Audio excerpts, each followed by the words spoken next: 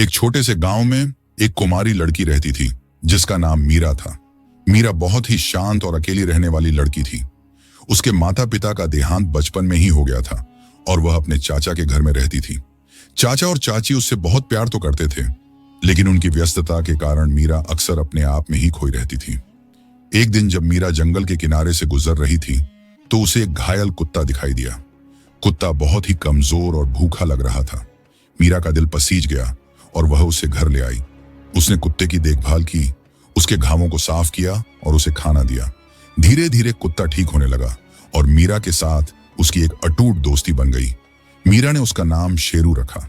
शेरू ने मीरा के अकेलेपन को दूर कर दिया। वह उसके साथ खेलता, उसकी बातें सुनता और उसके दुखों को समझता। मीरा को लगने लगा कि शेरू सिर्फ एक कुत्ता नहीं बल्कि उसका सच्चा साथी है। एक दिन जब मीरा जंगल में शेरू के साथ टहल रही थी तो उन्हें एक रहस्यमयी गुफा मिली। गुफा के अंदर एक प्राचीन मंदिर था जहां एक आर्षी तपस्या कर रहे थे। आर्षी ने मीरा और शेरू को देखा और मुस्कुराए।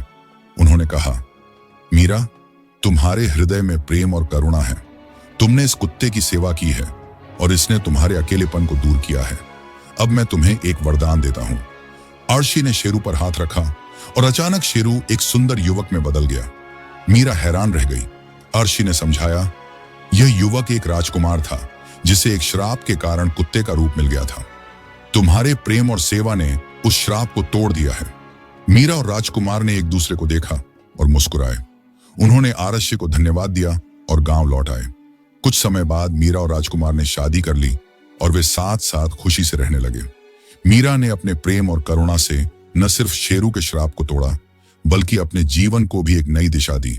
मीरा और राजकुमार की शादी के बाद गांव में खुशियों का माहौल छा गया, लेकिन यह खुशी ज्यादा दिन तक नहीं रही। एक दिन गांव में अचानक एक रहस्यमयी बीमारी फैल गई।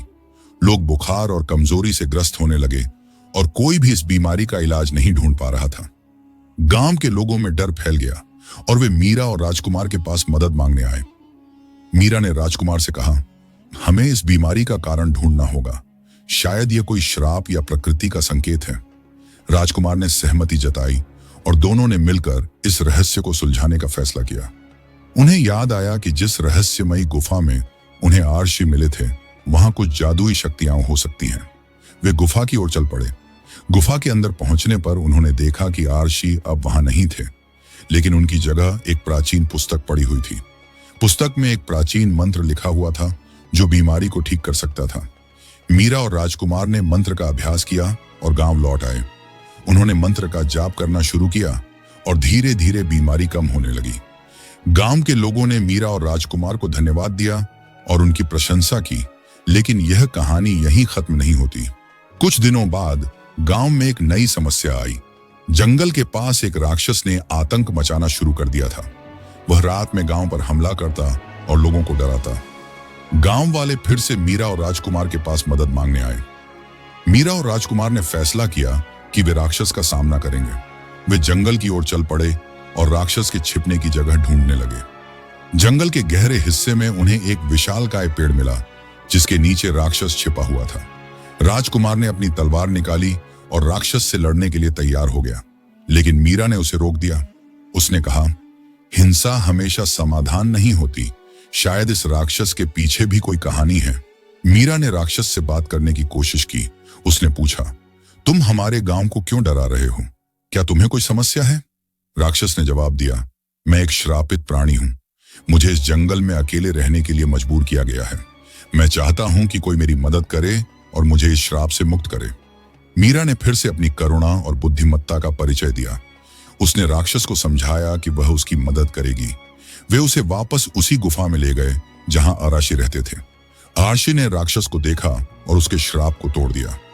राक्षस एक साधारण इंसान में बदल गया और उसने मीरा और राजकुमार को धन्यवाद दिया।